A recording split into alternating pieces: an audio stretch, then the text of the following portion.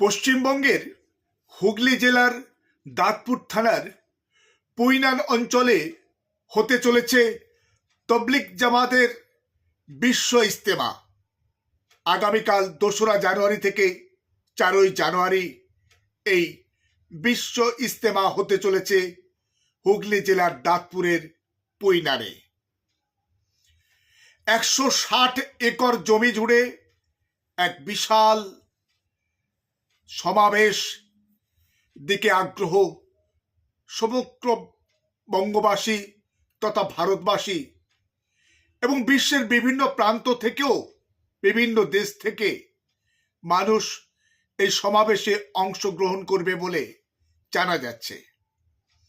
উদ্যোক্তাদের পক্ষ থেকে আশা করা হয়েছে বা বলা হয়েছে ৫০ লক্ষেরও বেশি মানুষ এই সমাবেশে বা এই বিশ্ব ইজতেমায় তারা অংশগ্রহণ করবেন। বিভিন্ন প্রান্তের দেশের তথা রাজ্যের বা অন্যান্য দেশ থেকে ধর্মপ্রাণ তবলিগ জামাতের মুসলমান মানুষজন, অন্যান্য সাধারণ মানুষজনও তারা এই ইজতেমায় অংশগ্রহণ করতে চলেছে। এই ইজতেমায় কোরআন এবং হাদিসের জ্ঞান সাধারণ ধর্মপ্রাণ মুসলমানদের কাছে পৌঁছে দেওয়ার পাশাপাশি আশা করা যায় উদ্যোক্তারা বা যারা এই বিশ্ব ইজতেমায় গুরুত্বপূর্ণ সমস্ত বক্তব্য রাখবেন তারা দিশা দেখাবেন। যেহেতু বিশ্ব ইজতেমা, যে বিশ্বের মুসলিমদের সামনে যে নানামুখী যে চ্যালেঞ্জ, সেগুলো মোকাবিলায় আমরা কিভাবে কাজ করব, কিভাবে কথা বলবো, সে বিষয়ে আমরা দিশা পাব। একই সঙ্গে আমরা আশা করি এবং বিশ্বাস করি যে বিশ্ব মুসলিমের উপরে যে বিভিন্ন রকম ষড়যন্ত্র, নির্যাতন এবং বিশেষ করে ফিলিস্তিনি ভাইদের উপরে গাজায় যে দীর্ঘ সময় ধরে অমানবিক অত্যাচার চলছে এবং বিভিন্ন দেশের বিভিন্ন প্রান্তে মুসলিমদের উপরে যে ষড়যন্ত্র, তাদের উপরে যে বঞ্চনা, যে নিপীড়ন বিভিন্নভাবে নেমে আসছে, সেখানে সে বিষয়ে করণীয় কি এবং আমরা কিভাবে কাজ করব সে বিষয়ে অবশ্যই আলোকপাত হবে বলে আমরা আশা করছি। একই সঙ্গে ভারতবর্ষের এবং পশ্চিমবঙ্গের আমরা যারা সংখ্যালঘু মানুষজন, আমরা আরো আশা করব যে সর্বত্র, বিশ্বের সর্বত্র যে জালেমের জুলুমের বিরুদ্ধে, শোষকের শোষণের বিরুদ্ধে, অত্যাচারী শাসকের বিরুদ্ধে আমরা কিভাবে প্রতিবাদ ওঠাবো, কিভাবে আওয়াজ ওঠাবো, কিভাবে তাদের অন্যায় এবং অত্যাচারের কালো হাতকে প্রতিহত করব, সে বিষয়ে আলোকপাত হবে বলে আমরা আশা করি। একই সঙ্গে যে ভারতবর্ষে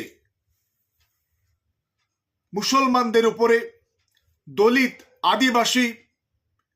পিছিয়ে পড়া মানুষের উপরে যে নানা অত্যাচার, বঞ্চনা, নিষ্পীড়ন, নিপীড়নের বিরুদ্ধে আমাদের কি করা উচিত, কিভাবে কাজ করা দরকার।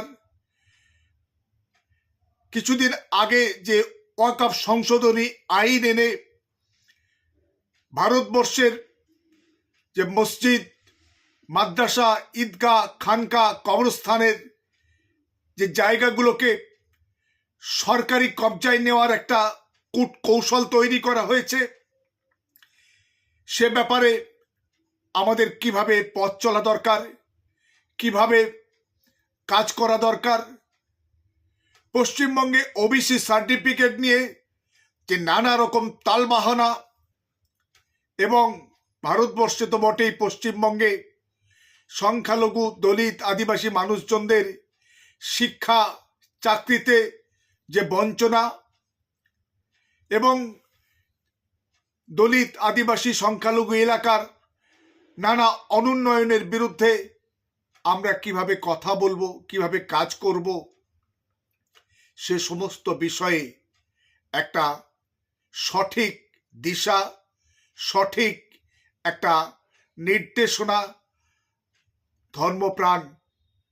মানুষজন তারা পাবে এবং আগামীতে তাদের সেই দিশা এবং দেখানো পথে মানুষজন কাজ করবে এবং অবশ্যই মহান স্রষ্টার স্মরণ, তার ধ্যান এবং পবিত্র নামাজ, কোরআনের অনুশীলন, কোরআনের জ্ঞান আহরণ এবং সে অনুযায়ী আমল করা, হাদিস বা সুন্নাহর জ্ঞানকে জানা বোঝা এবং সে অনুযায়ী কাজ করার পাশাপাশি আজকের সমস্ত অন্যায়, অবিচার, জুলুম, বেইনসাফির বিরুদ্ধে আজকের প্রতিটি সৎ মানুষ, ভালো মানুষ, ন্যায়পরায়ণ মানুষ কিভাবে চলবে, কিভাবে কাজ করবে, কিভাবে এই পরিস্থিতির পরিবর্তন করবে, সে বিষয়ে একটা সুনির্দিষ্ট নির্দেশনা পাবে বলে আমরা আশা করি, আশা রাখি।